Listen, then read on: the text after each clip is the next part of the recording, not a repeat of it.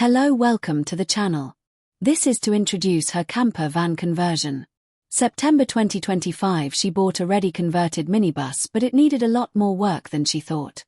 The gas was unsafe, the water tank pump was broken and the sink had been disconnected. The electric cassette toilet was damaged and unusable. The hand basin the same. These are the pictures from an advert and it looked very clean and usable. Boy, we were wrong. So if you want to laugh as we try to put it right, please like and subscribe.